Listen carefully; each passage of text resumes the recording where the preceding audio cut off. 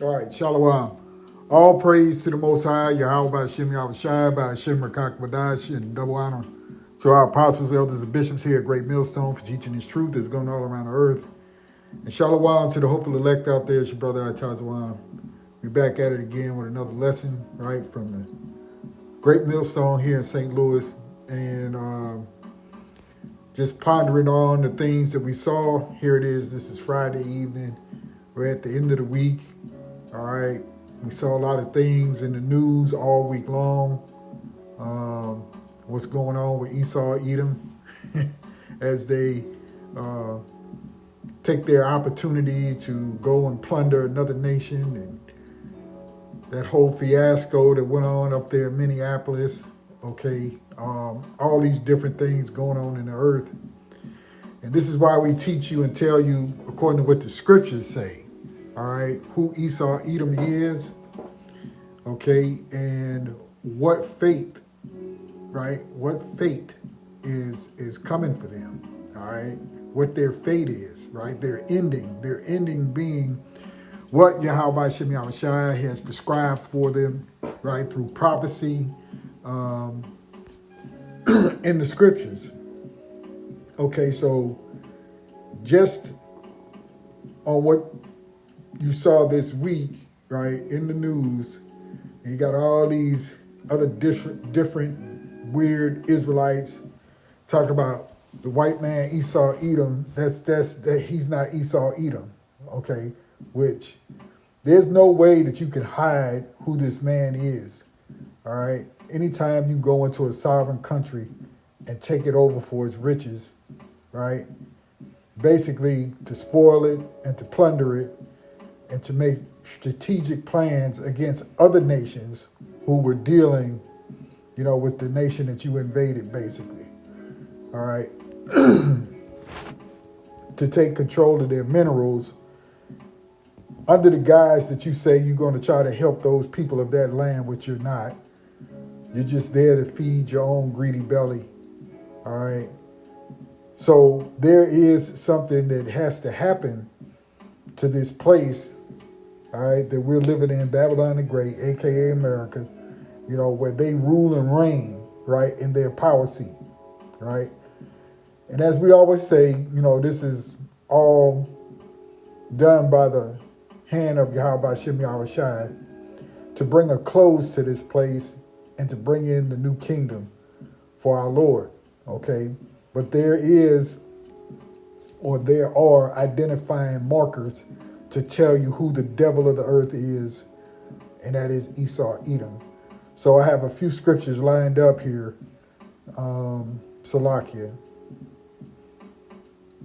And we'll just start off right here, Habakkuk 2. All right. Well, Salakia, let's do this. I think I got it.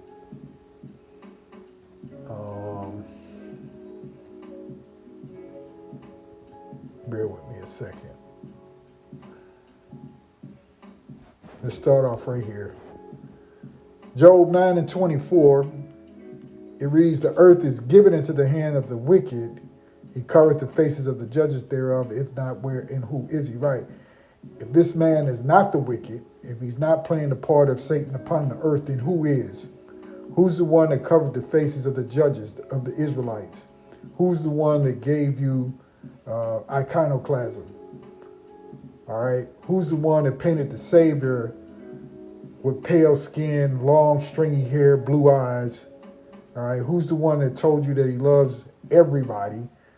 Okay. That he died for the whole world, as it were, everybody on the planet. Who told you these fables and stories? Who lied to you? All right. Because we know that Satan is a liar. Okay. So they played a part of the devil. That's Esau, Edom. And we're going to read the scriptures to tell you who he is. All right. Habakkuk 2:1, it says, "I will stand upon my watch and set me, Salakia, and set me upon the tower, and will watch to see what he will say unto me, and what I shall answer when I am reproved. And the Lord Yahweh answered me and said, write the vision and make it plain upon tables," which is this Bible, that he may run that readeth it. For the vision is yet for an appointed time, but at the end it shall speak, and not lie. Though it tarry, though it take a while, wait for it, because it will surely come, it will not tarry. Behold, his soul which is lifted up is not upright in him, but the just shall live by his faith. Yea, also, because he transgresseth by wine, that wine being his philosophies, he is a proud man. Who's more proud than the so-called white man on earth? All right? You got all these rich billionaires in your government. All right?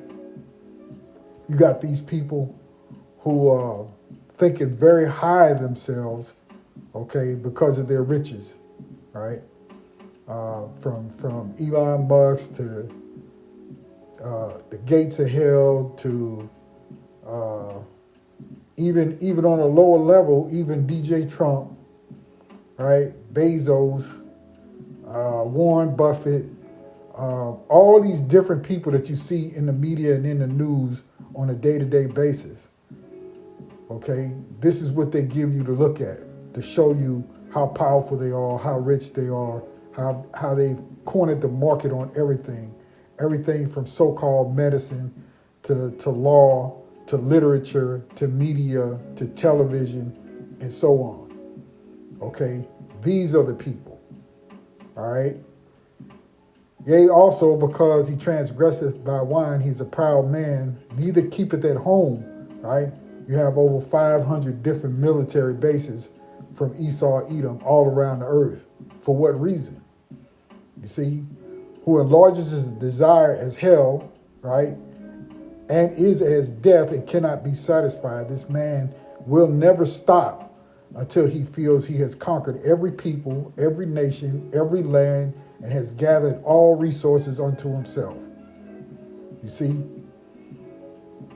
But gathereth unto him all nations, and heapeth unto him all people. Shall not all these take up a parable against him, and a taunted proverb against him, and say, woe to him that increases that which is not his, how long? And to him that laden himself with thick clay, right? Don't you have a debt machine that's going on, 55 trillion? Don't you owe money to China? So on and so forth. Didn't he put the so-called American people on the hook for paying the debts, right? You see, that's all the debt. Verse 7, shall they not rise up suddenly, that shall bite thee, awake and shall vex thee, Salakia, and thou shalt be for booties unto them, because thou hast spoiled many nations. All the remnant of the people shall spoil thee, because of men's blood, and for the violence of the land of the city, and of all that dwell therein. Woe to him that coveteth, Salakia, that coveteth an evil covetousness to his house, that he may set his nest on high, that he may be delivered from the power of evil. Yes, they think nothing can touch them. Okay? But the Lord Yahweh Shem Yahushai has already prophesied what's going to happen to these people. All right? This lineage, this house of Esau, Edom. Thou hast consulted shame to thy house by cutting off many people, and hast sinned against thy soul. Right? So they're wicked. All right? That soul that's lifted up in them is not right. Okay? When you won't leave people alone and leave people in peace, there's something wrong with you. Right? And that's their nature. All right? So the Lord is going to bring judgment against Babylon the Great, right? And them as a whole people, which is already in the scriptures. This Isaiah 13:6, it says, how ye, for the day of the Lord Yahweh is at hand, and shall come as a destruction from the Almighty. Therefore shall all hands be faint, and every man's heart shall melt, and they shall be afraid. Pains and sorrows shall take hold of them. They shall be in pain as a woman that travaileth. They shall be amazed one at another. Their faces shall be as flames. Behold, the day of the Lord cometh, cruel with both wrath and fierce anger, to lay the land desolate, and shall destroy the sinners thereof out of it. For the stars of heaven and the constellation thereof shall not give their light. The sun shall be darkened, in his going forth, and the moon shall not cause a light to shine. And I will punish the world for their evil and the wicked for their iniquity, and I will cause the arrogancy of the proud. See, this is a proud man, okay? And this place is going to be destroyed by thermonuclear fire, okay? That's why the sun is not going to shine, okay? That fallout, okay, from all the smoke, all right? I will cause the arrogancy of the proud to cease and lay low the haughtiness of the terrible, right? Because they're high-minded people. They think they can't be stopped. When you think of these people that they have in office today, all right, what's that guy's name? I can never remember his name. You got Rubio, Hegseth, Vance, Trump, right, and the like of them, right, who think that they're going to conquer the world, right, and take over everybody else's stuff, you see, and trying to send a message to all the other nations, right, don't mess with us, okay. This is Jeremiah 49:7, and it reads here, concerning Edom, thus saith the Lord Yahweh of hosts, is wisdom no more in Teman? Is counsel perished from the prudent? Is their wisdom vanished?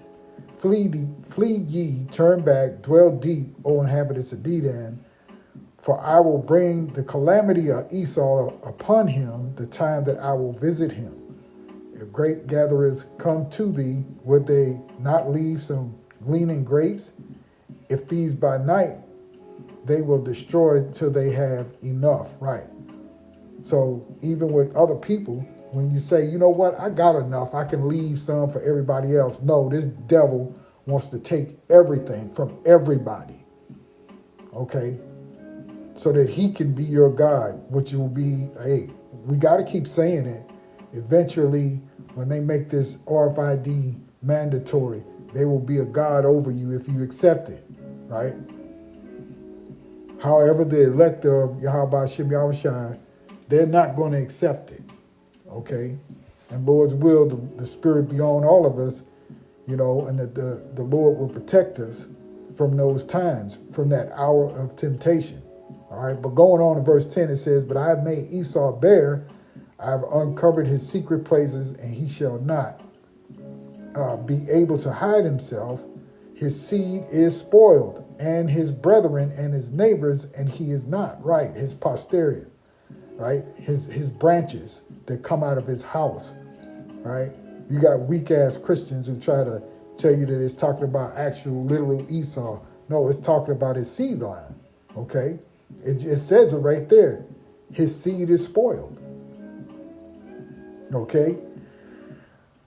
Going on to verse 11, it says, leave thy fatherless children, I will preserve them alive, and let thy widows trust in me. For thus saith the Lord, behold, they whose judgment was not to drink of the cup have surely drunken, and art thou he that shall altogether go unpunished?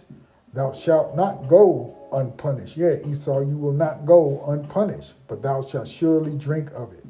For I have sworn by myself, saith the Lord, that Basra, right, a chief city at the time, but what's chief now? What's the chief city now? Babylon the Great. All right? That Basra shall become a desolation, a reproach, a waste, and a curse, and all the cities thereof shall be perpetual waste. Right? So that's what's going to happen to this place. So this is why we tell you, hey man, don't hold out no hope for this place. You know, do what you got to do on a daily basis to live and to get through life. But don't look at this place as a place where you want to stay. Okay? We're praying for the destruction of this place. All right? Isaiah 14, we'll go up here. We'll jump in right here, verse 3. All right? Because this is also speaking on these devils. All right? It's a future prophecy. Isaiah 14 and 3. And it shall come to pass in the day that the Lord shall give thee rest from thy sorrow and from thy fear and from the hard bondage wherein thou hast, so like if thou wast made to serve, that thou shalt take up this proverb against the king of Babylon and say, how has the oppressor ceased? The golden city ceased, right? How Esau rules in his kingdom, okay? The Lord hath broken the staff of the wicked and the scepter of the rulers. He who smote the people in wrath with a continual stroke, he that ruled the nations in anger is persecuted and none hindereth, right? Here comes your payback. The whole earth is at rest and is quiet that break forth into singing. Yea, the fir trees rejoice at thee in the cedars of Lebanon, saying, Since thou art laid down, no fellow has come up against us. Hell from beneath is moved for thee to meet thee at thy coming. It stirreth up the dead for thee, even all the chief ones of the earth. It hath raised up from their thrones all the kings of the nations. All they shall speak and say unto thee, Art thou also become weak as we? Art thou become like unto us? Yeah, this proud man is going to go down. All right, this nation is going to go down. Verse 11, thy pomp, right, which is another way of saying your pride, your arrogancy, your haughtiness, your high-mindedness, okay? Thy pomp is brought down to the grave, and the noise of thy vows. The worm is spread under thee, and the worms cover thee. You see? So this is the fate that we're reading about these devils upon the earth who are causing hell for everybody else. All right? Micah 2:1, it reads, Woe to them that devise iniquity and work evil upon their beds. When the morning is light, they practice it because it is in the power of their hand. Right, all the wickedness that they perform on a daily basis that you see in the news. Yeah, we understand that some of this shit is a psyop. Some of them are making, putting things out there. You got all these different variety of ways to handle media now, with AI and all these different things that they generate.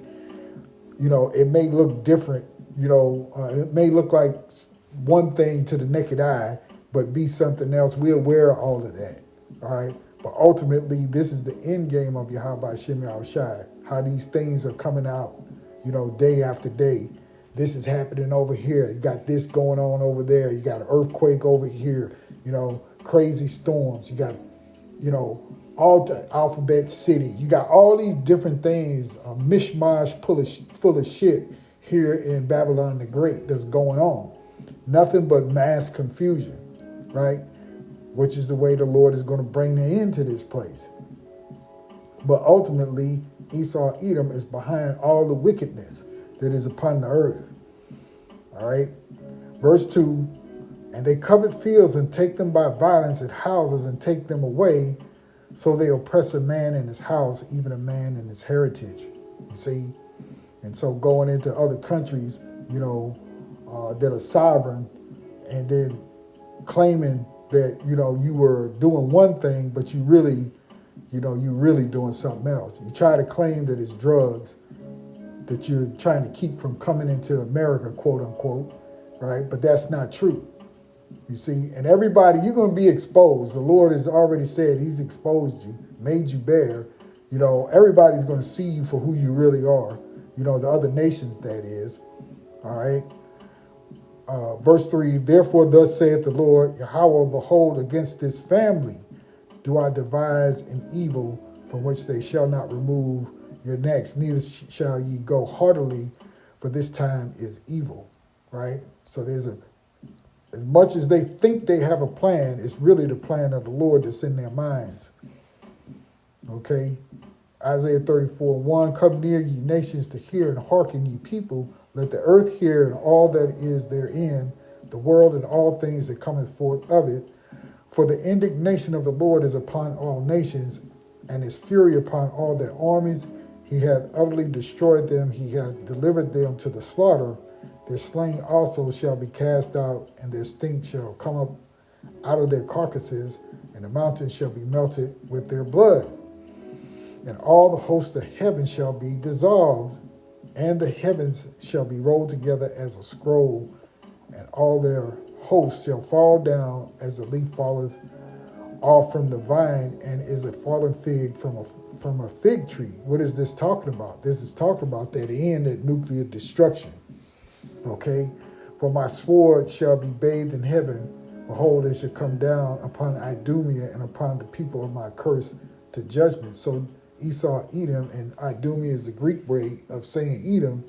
Okay? They're cursed to the Lord's judgment. You can't get them out of it. You can't rescue them. You can't pray them out of their judgment that the Lord has already set.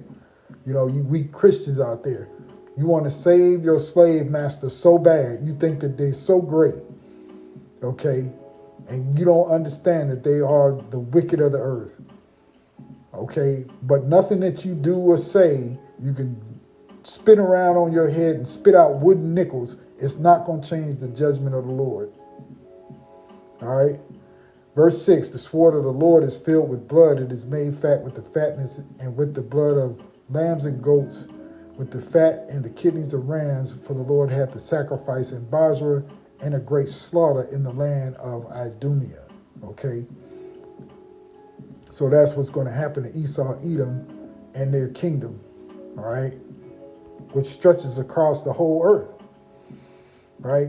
That destroying wind from these other nations is going to come.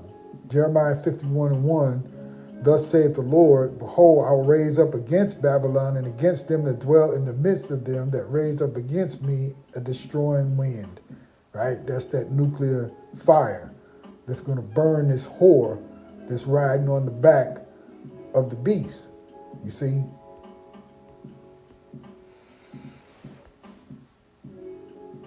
Let's go over here to Malachi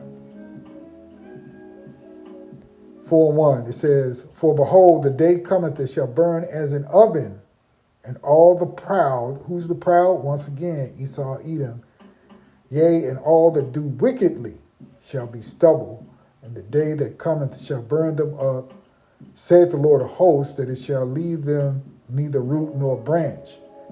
But unto you that fear the name, Salakia, but unto you that fear my name shall the Son of Righteousness arise with healing in his wings, and he shall go forth and grow up as calves of the stall.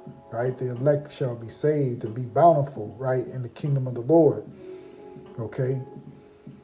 Verse 3, and ye shall tread down the wicked. Why? Because they're going to be low. Right? They'll be under our feet. They'll be in slavery. Okay? For they shall be ashes under the soles of your feet in the day that I shall do this, saith the Lord of hosts. All right? So you can't get them out of it. There's no way to do it. Obadiah 15. Okay? As a matter of fact, we'll read this last. Let me get the other scripture. I think I have Revelation 7.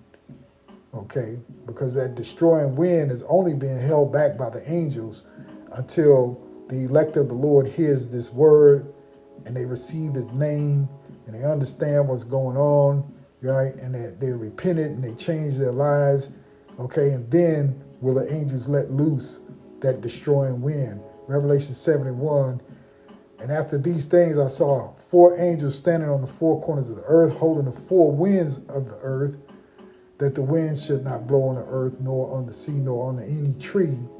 And I saw another angel ascend from the east, having the seal of the living power, and he cried with a loud voice to the 4 angels to whom it was given to hurt the earth and the sea, saying, hurt not the earth, neither the sea, nor the trees, what? Till we have sealed the servants of our power in their foreheads, right? So the elect will have to be activated, okay, and receive this truth. This is why we still preaching. Okay, and it goes out to the elect of the Lord so that they'll be sealed with his name, with righteousness, with salvation, forgiveness, repentance, and so on, right? And then the Lord is going to bring the destruction, right? And so Esau will be taken out of power, right? This kingdom will go down, and there's going to be a lot of death and destruction. Sure, we got 2/3 of our own people who are not going to make it, on the first go round per se. All right, and then the elite of Esau, Edom is going to be what? Rounded up and taken into slavery. All right? And then ultimately utterly destroyed. Obadiah 1:15, for the day of the Lord is near upon all the heathen, as thou hast done, it shall be done unto thee. Thy reward shall return upon thine own head, right?